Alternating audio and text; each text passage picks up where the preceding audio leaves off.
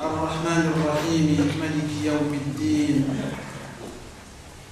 إياك نعبد وإياك نستعين اهدنا الصراط المستقيم صراط الذين أنعمت عليهم غير المغضوب عليهم ولا الضالين.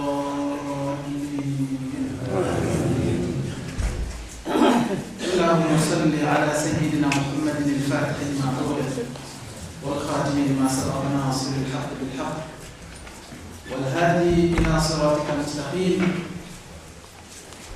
وعلى آله حق قدره ومقداره العظيم صلاة تملأ الأزل والأبد زمانا ومكانا مضروبة في كل عدد بعدد ما في علمك يا واحد يا أحد صلى الله تعالى عليه وعلى آله وصحبه وسلم تسليما. سبحان ربك رب العزة عما يصفون وسلام على المرسلين والحمد لله رب العالمين. السلام عليكم ورحمة الله تعالى وبركاته. وعليكم السلام.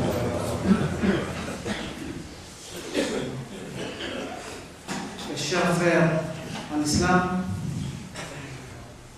je vous adresse le salut fraternel islamique.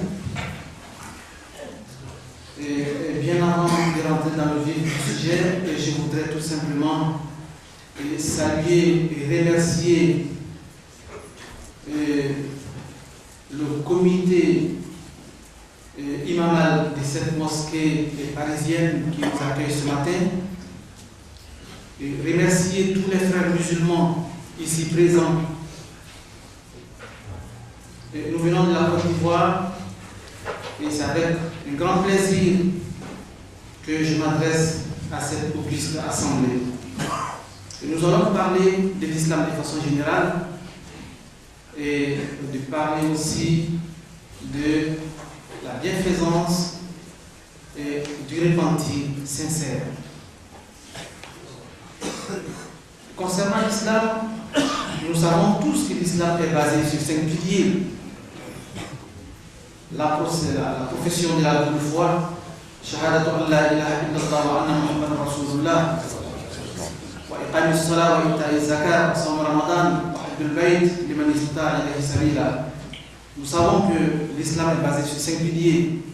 La profession de la double foi, attester qu'il n'y a autre divinité que Dieu, il est unique, il n'a pas engendré, il n'a pas été engendré non plus, et nul n'est égal à lui, comme il a dit dans le Saint-Coran, Surat al-Ikhlas. Et nous attestons que le prophète Mohammed sallallahu alayhi wa sallam est certes son envoyé. Et en attestant cela, nous devenons musulmans. Mais quand on devient musulman, est-ce qu'il suffit de dire dans la bouche que nous sommes musulmans? Non. Un musulman doit poser des actes. Les actes que le musulman doit poser, il y a d'abord la salat, iqam salat. Aujourd'hui, nous nous sommes réunis dans cette mosquée, dans cette grande mosquée de Paris, pour la prière de vendredi, salat al-Jum'ah. Mais iqam salat, en faisant la prière, parce que Dieu dit dans le Coran que la prière nous éloigne des turpitudes et des mauvaises actions. Inna salata tanha 'anil fahsha'i wal munkar. Mais est-ce qu'en réalité, quand on prie, la prière nous éloigne de ces mauvaises choses-là? Est-ce que nous constatons cela en nous? Sinon, c'est qu'il y a un problème. Qu'est-ce qu'on doit faire pour que la prière nous éloigne de ce que Dieu vient de dire? Inch'Allah, on va revenir sur ça. Il faut faire la zakat parce que dans le Coran, à chaque fois que Dieu parle de la prière, il parle de la zakat. Et aussi, le jeûne du mois de Ramadan. Quand le Ramadan arrive, nous savons tous qu'il faut jeûner un mois. Parce que quand on est musulman, il faut faire un mois. Il ne faut pas faire les 5 jours, ni 20 jours, ni 28 jours. Il faut compléter soit 29 ou 30. et fait le pèlerinage c'est lui qui a les moyens de faire le pèlerinage au moins une fois dans sa vie, qu'il le fasse. Parce que le pèlerinage, le prophète sallallahu alayhi wa sallam a dit que c'est lui qui a le moyen d'effectuer le pèlerinage et qui ne le fait pas, s'il meurt, il ne mourra pas en tant que musulman. Man mallaka zadan wa rahilan wa lam yakhruj falyamut in sha'a yahudiyan aw nasraniyan. Et quand on réunit ces 5 piliers de l'islam, on tend vers quelque chose. Parce qu'il ne suffit pas de prier, il ne suffit pas de jeûner, il ne suffit pas de faire la zakat, il ne suffit pas d'effectuer le pèlerinage, mais il faut avoir quelque chose en plus. Mais qu'est-ce qu'il faut? C'est la piété, c'est la foi dans le cœur. Et cette foi, cette piété, et Dieu nous décrit cela dans 6 points. Al-iman billahi wa malaikatihi wa kutubihi wa rusulihi wal yawm al-akhir wal qadar. Comme nous le savons tous, que la foi du musulman est basée sur les 6 points. Il faut avoir foi en l'unicité de Dieu et avoir la foi en tous les prophètes que Dieu a envoyés sur terre et avoir foi en tous les livres que Dieu a révélés, tous les livres saints, et avoir foi aux anges que Dieu a envoyés sur terre pour donner le message aux prophètes, pour que les prophètes aussi nous donnent le message divin. Il faut avoir la foi qu'un jour viendra où ce jour-là va s'appeler le jour dernier, et c'est ce jour-là qu'on va être jugé, et à partir de ce jugement-là, Dieu va nous rétribuer soit le paradis ou l'enfer, que Dieu nous en garde. Et il faut avoir foi en la prédestination. Quand on a foi en tout ça, il y a quelque chose qui nous attend. Un acte très important. Et qu'est-ce qui nous attend? C'est la bonté. C'est le bon comportement. Husnul akhlaq. Le bon comportement, parce que le prophète Mohammed sallallahu alayhi wa sallam a dit dans un hadith, j'ai été envoyé pour parachever les bonnes valeurs morales. Et quand le prophète parle du parachèvement des bonnes valeurs morales, c'est pour nous qu'il a dit ça. En tant que musulman, il faut qu'on ait la foi, il faut qu'on soit des musulmans, des valeurs, des musulmans qui ont des bons comportements, des musulmans qui sont des exemples dans tous les milieux. C'est pour cela que le prophète dit, il faut que nous soyons des exemples, que ce soit dans la famille, que ce soit dans notre foyer, que ce soit au travail, que ce soit à la mosquée, que ce soit dans un lieu public. Il faut qu'on soit des modèles, il faut qu'on soit des exemples pour que les gens acceptent notre islam, pour que les gens nous acceptent, pour qu'ils nous envient, pour qu'ils nous aiment, pour qu'ils nous respectent, pour qu'ils respectent notre religion, pour qu'ils respectent notre prophète Mohammed sallallahu alayhi wa sallam, à partir de notre comportement, à partir de ce que nous posons comme acte. C'est ce qu'il faut, parce que c'est pour cela que le prophète Mohammed sallallahu alayhi wa sallam parle des bonnes valeurs morales. Et aussi, il faut être droit. Quand tu es musulman, il faut faire les choses avec l'équité. Il faut être juste dans ce que tu fais. Et aussi, il faut avoir une purification dans son âme. Parce que Dieu parle de la purification de l'âme. Par exemple, quand on va sur notre chance, Dieu a juré 7 fois par rapport à quelque chose. Bismillahirrahmanirrahim. والشمس وضحاها والقمر إذا تلاها والنهار إذا جلاها والليل إذا يغشاها والسماء وما بناها والأرض وما طحاها ونفس وما سواها فألهمها فجورها وتقواها قد أفلح man zakkaha wa qad khaba man dassaha. Donc Dieu dit, est gagnant celui qui purifie son âme.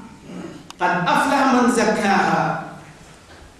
Et est perdant celui qui suit son âme. Donc celui qui arrive à purifier son âme va gagner. Et celui qui ne purifie pas son âme, qui suit son âme, va perdre. Et c'est ce que Dieu dit dans cette sourate. Et quand on regarde cela, Dieu parle de la purification de l'âme. En tant que musulman, il faut qu'on arrive à purifier son âme. Avec quoi?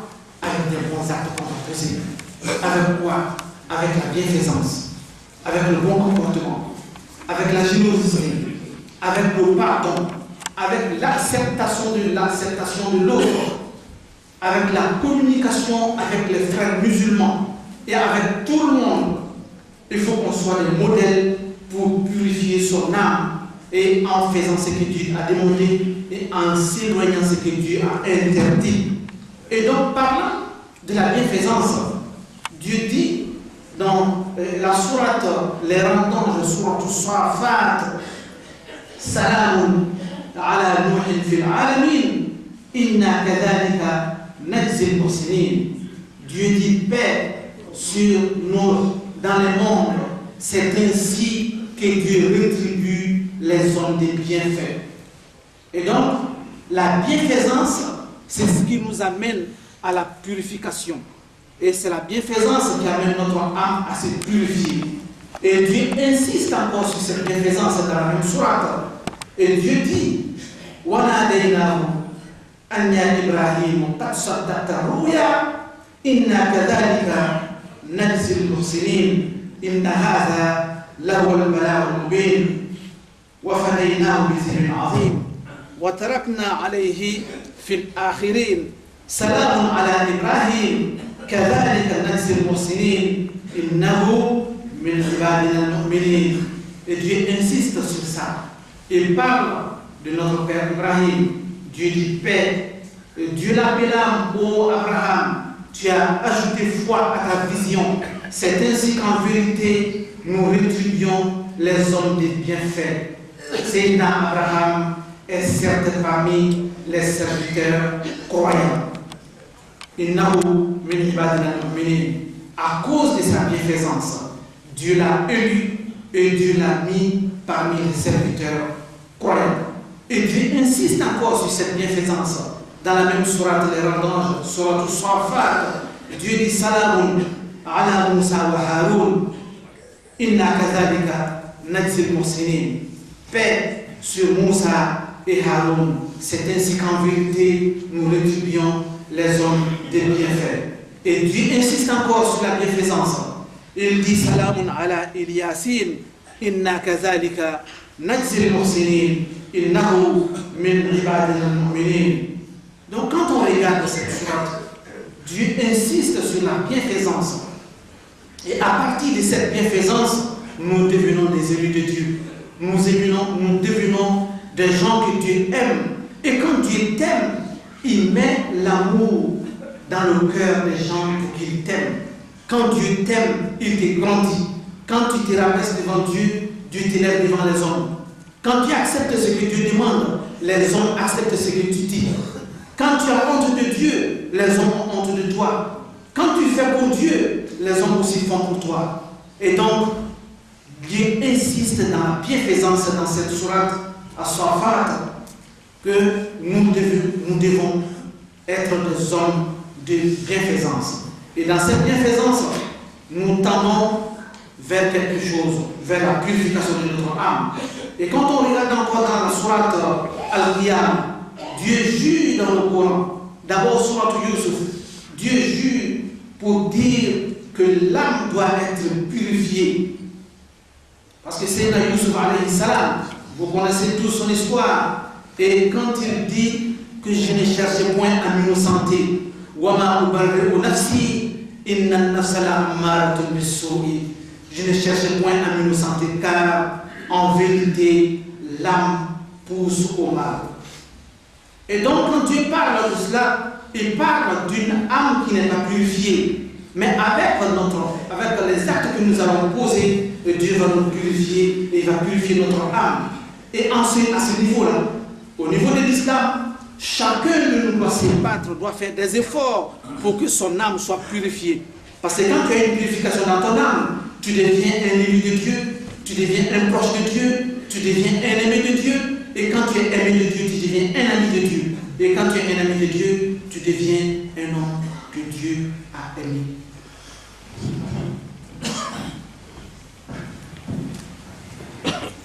Allahu Akbar. Allahu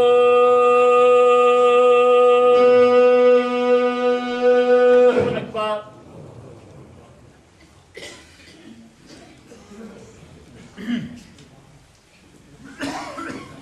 أشهد أن لا إله إلا الله أشهد أن لا إله إلا الله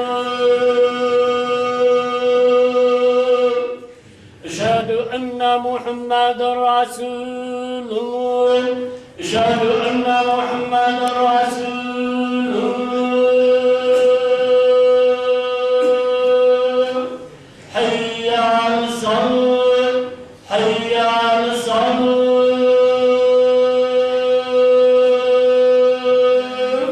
حي على الفلاح حي على الفلاح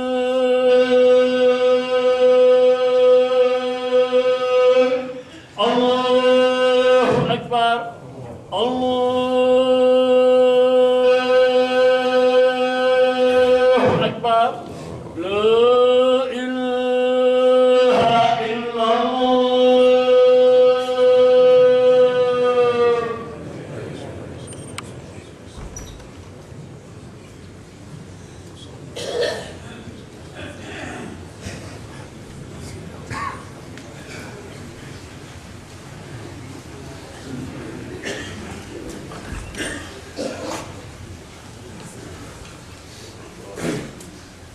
Alhamdulillah Rabbil Alamin. Et nous tendons vers la conclusion. Et maintenant, on parlait de la bienfaisance. Et quand on est bon, quand on pose des bons actes, Dieu nous aime. Mais au-delà de cela, qu'est-ce que nous, les musulmans d'aujourd'hui, qu'est-ce qu'on doit faire pour décoller spirituellement? Ce qu'on doit faire, c'est un repentir sincère, à Tawba. Chacun de nous a commis une faute devant Dieu. Chacun de nous a fait quelque chose que Dieu n'aime pas. Et donc, qu'est-ce qu'il faut faire? Il faut faire un repentir sincère. Pour faire un repentir sincère, qu'est-ce qu'il faut? Il y a 4 choses. La première chose, al-iqla' min az-zambi. Il faut se retirer du péché. Parce qu'on ne peut pas demander à Dieu, Dieu pardonne-moi, pardonne-moi, alors qu'on insiste dans le péché. Il faut d'abord se retirer avant de demander le pardon de ton Seigneur. Et deuxième, il faut regretter l'acte que tu as posé amèrement. Et le troisième, il faut être déterminé pour ne plus recommencer ce que tu avais posé comme acte que Dieu n'aime pas, les actes illicites. Et quatrièmement, il faut avoir des bons termes avec ton Seigneur, avec ton Créateur, en faisant des invocations, en demandant l'imploration de Dieu, en demandant son pardon, en faisant astaghfirullah, en faisant salat al-nabi, en faisant la ilaha illallah, pour demander le pardon de ton Seigneur et ne plus revenir sur ton péché. Et c'est à partir de ce moment-là qu'on décolle spirituellement. Tant qu'on ne fait pas un repentir sincère, on ne peut pas décoller spirituellement. On reste musulman et on reste au premier niveau. Alors qu'en islam, il faut monter jusqu'au deuxième niveau, au troisième niveau, pour être un homme de Dieu, pour être un élu de Dieu, pour être un bon musulman. Donc en tant que musulman, voilà ce que nous devons faire pour décoller spirituellement. Et enfin, pour conclure, comme j'ai parlé du repentir, et Dieu dit dans le Coran, Surat al-Furqan, إلا من تاب وآمن وعمل صالحا فأولئك يبدل الله سيئاتهم حسنات. Donc Dieu dit, Ceux qui posent des actes illicites, qui demandent pardon, Dieu peut accepter leur pardon. S'ils font les repentir sincères, s'ils posent des bons actes. Et ceux-là, Dieu va transformer les mauvais actes qu'ils ont posés à des bons actes. Mais comment cela va se faire? Parce que Dieu dit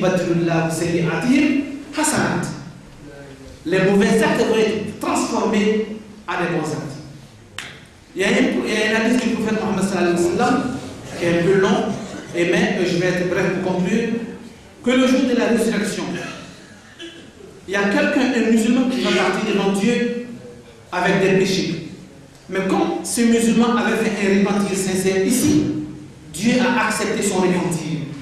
Mais Dieu va demander à un ange d'aller voir les actes illicites que ce monsieur avait posés pour prendre note, pour montrer à Dieu. Et ce dernier ne comprenant pas, il a demandé à Dieu à ce que Dieu cache les péchés qu'il a commis ici-bas pour ne pas que l'ange voie ses péchés.